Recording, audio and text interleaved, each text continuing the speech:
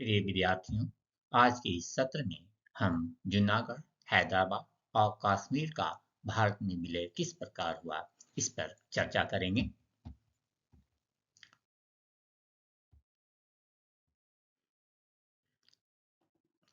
जैसा कि हम पिछले सेशन में भी बात कर चुके हैं, 15 अगस्त 1947 तक लगभग सभी देशी रियासतें भारत में मिल चुकी थीं, लेकिन कुछ प्रमुख देशी रियासतें जिसमें जूनागढ़, हैदराबाद और कश्मीर प्रमुख है, यहाँ इनका भारत में विलय नहीं हुआ था।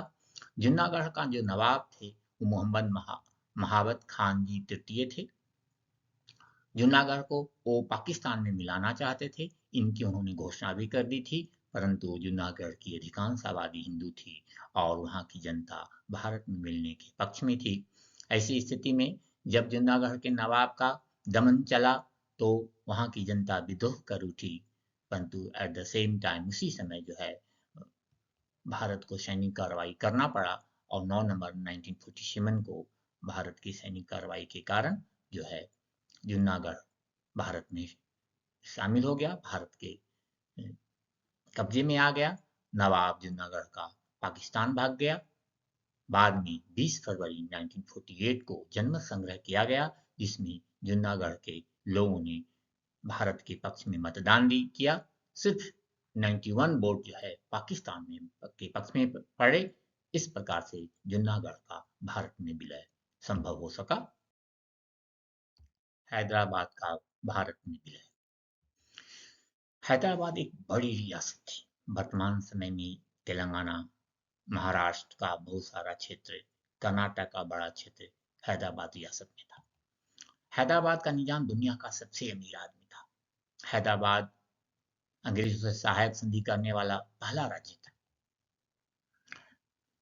जब स्वतंत्रता की घोषणा हुई तो हैदराबाद के निजाम ने हैदराबाद को स्वतंत्र राज्य रखने की इच्छा जाहिर की। दूसरी ओर पाकिस्तान से भी बात करता रहा। भारत को इस बात का डर था कि कहीं वह पाकिस्तान में अपने आप को शामिल न कर दे। साथ ही साथ यदि वो स्वतंत्र राज्य भी रहेगा तब भी भारत की एकता अखंडता के लिए हमेशा खतरा बना रहेगा। यही कारण था कि सरदार पटेल ने हैदराबाद को भारत के पेट में कैंसर कहा था। हैदराबाद की जनता भारत में मिलना चाहती थी। हैदराबाद की जनता पर निजाम के अर्धसैनिक बल, जिसे रजाकारों कहा जाता था, ने भारी जुल्म ढाए। काफी खून खराबा हो रहा था। वहां की जनता त्राही त्राही कर रही थी। ऐसी स्थिति में भारत जो है सैनिक कार्रवाई को, पुलिस एक्शन लेने को विवश हुआ।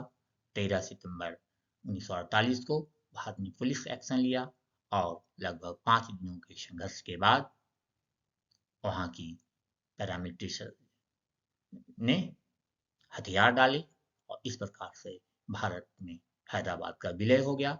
बाद में वहां जनमत संग्रह कराया गया और जनता ने भारत में विलय की पुष्टि कर दी। जम्मू और कश्मीर का भारत में विलय। जम्मू कश्मीर का भारत में विलय सबसे कठिन साबित हुआ। जम्मू कश्मीर की अधिकांश आबादी मुस्लिम थी, जबकि वहां के राजा हिंदू थे।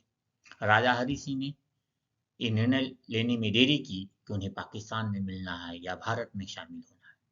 वो भारत का जम्मू कश्मीर को स्वतंत्र अस्तित्व बनाए रखने के पक्ष में भी थे, परंतु पाकिस्तानी सेना समर्थित कबायलियों ने जम्मू कश्मीर पर हमला कर दिया, जम्मू कश्मीर पे कब्जा करने की कोशिश की। ऐसी विषम परिस्थिति में जम्मू कश्मीर के शासक हरि सिंह भागकर दिल्ली आए। उन्होंने भारत से सैनिक मदद मांगी। भारत ने सैनिक मदद देना स्वीकार किया, परंतु इसी शर्त पर कि वे जम्मू कश्मीर को भारत में विलय कर देंगे। जब जम्मू कश्मीर के शासक हरि सिंह ने विलय पत्र पर हस्ताक्षर कर लिए, तब भारत की आर्मी जम्मू कश्मीर गई और पाकिस्तानी सेना समर्थित कबायलियों को जम्मू कश्मीर से खदेड़ा।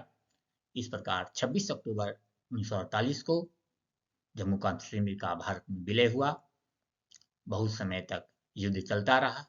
अंत में संयुक्त राष्ट्र संघ के प्रस्ताव पर युद्ध विराम हुआ और आज भी लाइन ऑफ कंट्रोल के रूप में जाना जाता है। उस लाइन ऑफ कंट्रोल जो उस समय बना था वो अब तक कमोबेश थोड़ा बहुत 2-3 चीज़ों में उसमें थोड़ा बहुत अंतर आया, कमोबेश वैसा ही अभी तक बना हुआ है। इस प्रकार से जम्मू कश्मीर का एक बड़ा हिस्सा अभी भी पाकिस्तान के कब्जे में है, परंतु शेष हिस्सा का भारत में पूर्णतः विलय हो गया है।